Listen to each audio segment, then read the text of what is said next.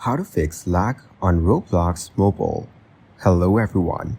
In this video, I will show you how to fix lag on Roblox mobile. First, go to the Roblox app and see if it's showing any problems or not. If it's showing any problem, then go to the App Store. Then use the search bar to search for the Roblox app. Here, update the Roblox app to use its latest version. Now navigate to the Settings app and reach General. After that, select the iPhone storage option and tap on See All. Next, choose the Roblox app and offload the app.